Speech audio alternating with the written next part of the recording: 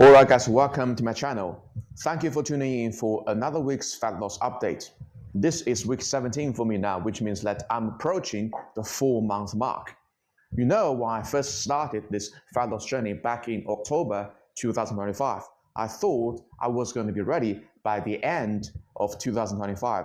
But now, exactly 1 month later, I think I'm still quite a few percentage away from my desired body fat level. So that just tells you that everybody is underestimating how much body fat you're carrying on your frame, me included.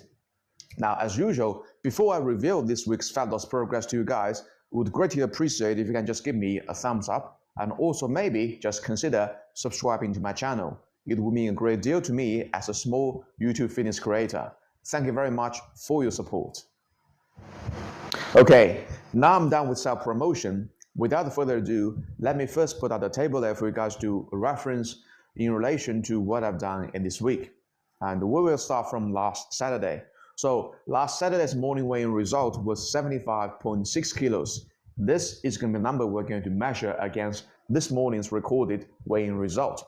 If you guys have been following my fat loss journey, you would know that in last week, I've run into my very first legitimate fat loss plateau. In last week, I've only managed to lose 0.1 kilos during the whole week.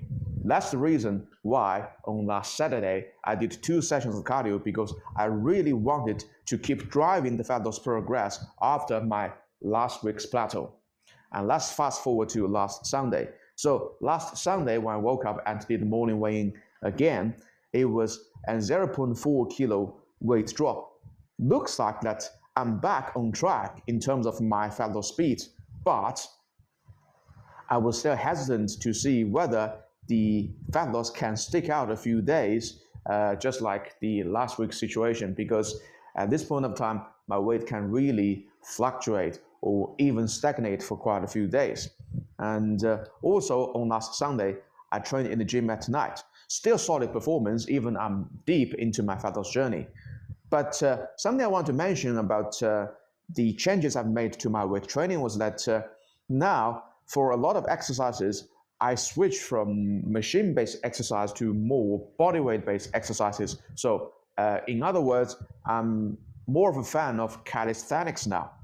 Now, I've been big on machines for quite some time, and I think I made a previous video just telling you guys specifically why I prefer to train my lower body, my legs with machines. This is the link of the video, and I think I've listed quite a few legitimate reasons why I prefer to train my legs with machines as an advance. But when it comes to upper bodies, now I do prefer a lot of bodyweight exercises. For example, inverted rows. Now, the other bodyweight exercise I've thrown into my weight training is the decline push-ups. I used to be a big fan on incline machine chest press, but now what I found is that the decline push-up is probably more joint friendly to my shoulders, and also I can accumulate probably even higher volume compared to doing the incline machine chest press. So that's the reason why I'm a big fan of calisthenics now, and I will probably implement these bodyweight exercises quite a lot in my training program as I go deeper and deeper into my fat loss progress, because I do think that there are a lot of benefits you can derive from a calisthenic bodyweight movement. And I think for that reason, I'm probably going to do a video in future just telling you guys why there's some specific or unique benefits you can get from calisthenics. And yeah, just stay tuned for that video. Now let's fast forward to this Monday. So this Monday morning, I did another morning weigh-in, and this time there's another 0.1 kilo weight drop. Seems like yes, I'm back on track in terms of my fat loss progress, but still, I just want to make sure that I'm really back on track. That's why I did 2 sessions of cardio on this Monday, just to still keep driving the fat loss progress. And let's fast forward to this Tuesday. Something interesting happened again, as you can see in the table. Tuesday morning, the morning weigh-in result told me that there has been 1.2 kilo weight rebounds. Now, this is entirely deja vu to me, because the exact same situation happened in last week. Huge overnight weight rebound coming out of blue for no particular reason. Again, it happened on this Tuesday.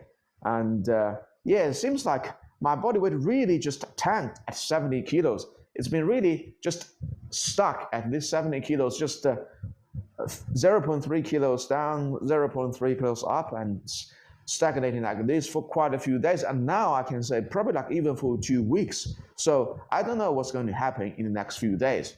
But as you guys are going to see very quickly, things take a complete unexpected turn in the next few days. And why did I say that? Because this Wednesday morning, there has been a 0.6 kilo weight drop. So once again, back on track or pointing to the right direction again. But still, I was heavier than last Saturday, despite I've done 7 hours of cardio. So a little bit falling behind. I also trained myself in the gym at night on Wednesday. And the reason for me to defer my weight training for quite a few days from last Sunday was because it took me 3 days for my chest to fully recover from last Sunday's training session. And the reason for that, you guess it, the conditioning effect of introducing new exercise.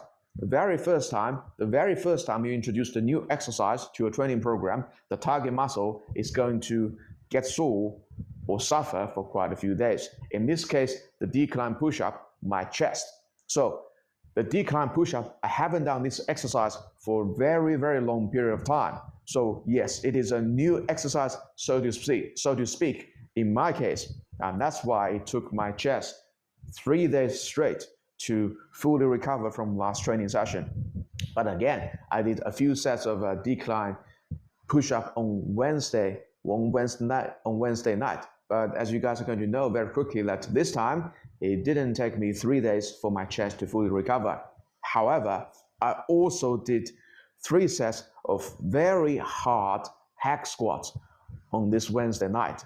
And I can tell you that my quads, after so many days, from Wednesday to today, Saturday, my quads, they were still a little bit sore. So it was like 4 days and my quads are still not fully recovered. So once again, as I said in one of my previous videos, quad training is a really tricky business, particularly when you are in advance. And yeah, you really don't want to drive up the intensity for your quad training too much. In other words, you don't want to go balls to the wall all the time for your quad training. And obviously, I pushed too hard for my quad on this Wednesday. And because of that, I'm not going to do any weight training still Saturday night. Probably this weight training session that should be scheduled for tonight is going to be deferred to tomorrow. And okay, that's what happened on Wednesday. Let's fast forward to Thursday. Thursday, I took the whole day off. I wasn't planning to do that, but seems like the ellipticals, the machine, you can see in the background, because I have tortured this machine for too many years, now something has happened to the console of this machine. Because of that, I couldn't start this machine, and that's the reason I took the whole day off. But that's not going to stop my cardio training in the next few weeks. It only means that as opposed to do cardio training in my home, now I have to switch my cardio training in the commercial gym. Something else I want to mention on this Thursday was the recovery of my chest. So last round for my decline push-up on last Sunday's weight training, it took me 3 days until this Wednesday for my chest to fully recover.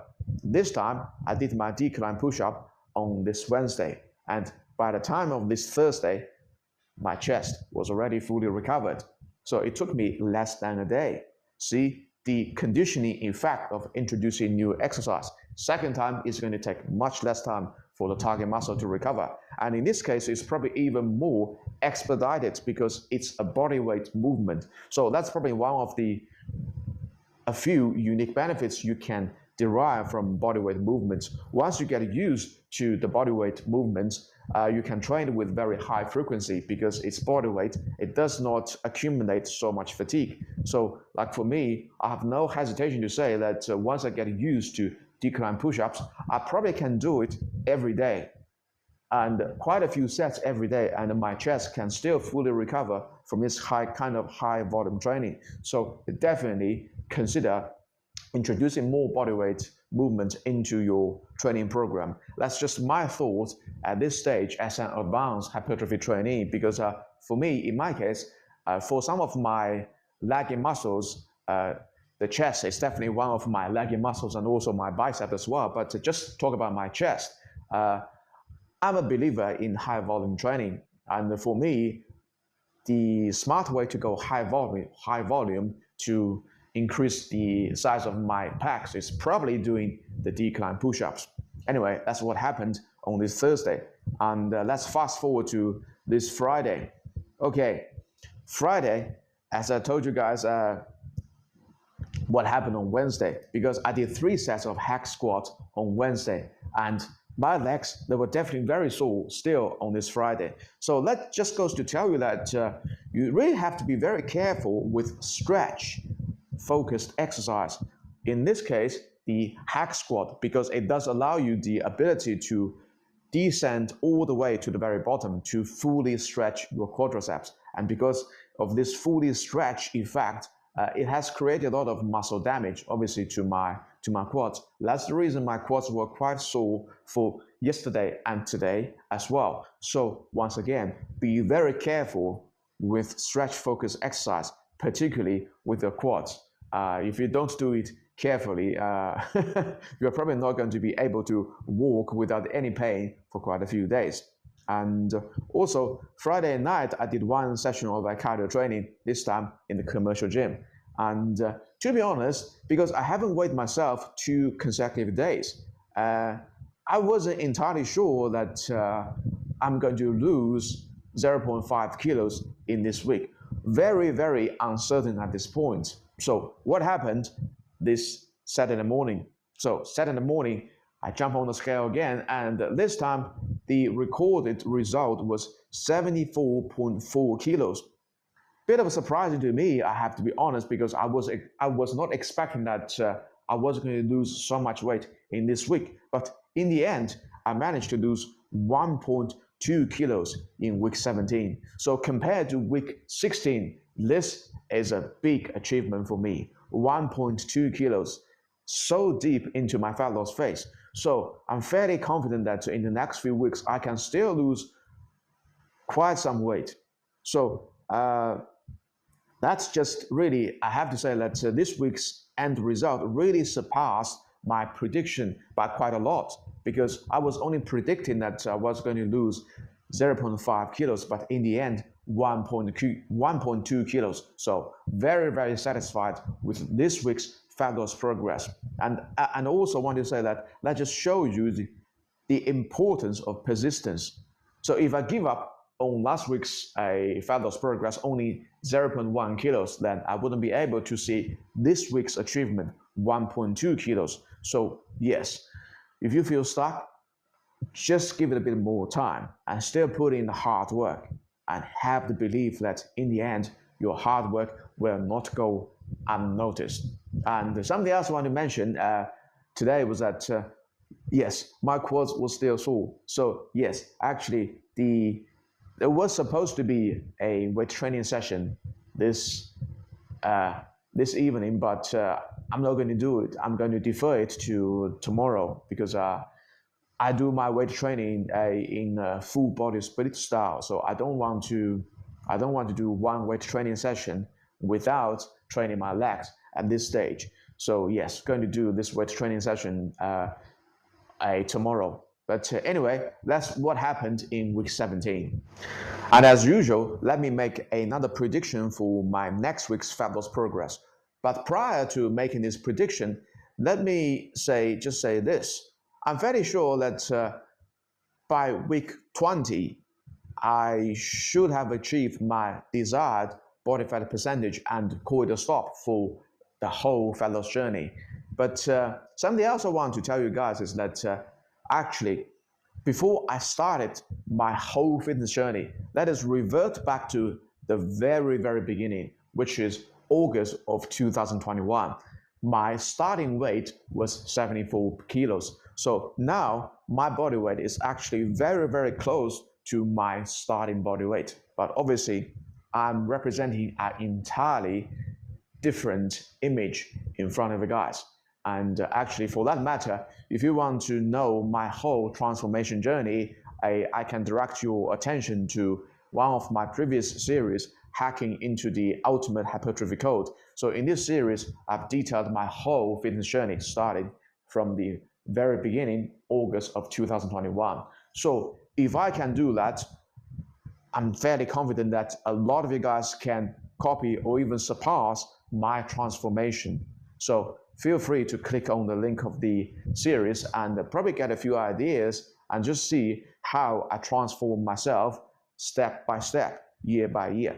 But anyway, let's talk about the fat loss prediction for the next week. So in week 18, I'm going to predict that I should be able to lose 0.7 kilos. So let's put a flag here and see in week 18 whether I can achieve this target or not. If I achieve this target, then I'm going to be lighter again than my very starting weight back in August 2021. And I'm fairly confident that I should be able to achieve this 0.7 kilo weight loss in the next week. But anyway, thank you for tuning in for this week's fat loss update, and make sure you give me a thumbs up and also just consider subscribing to my channel. All right, thank you for watching this video, and I will see you guys in another week's time.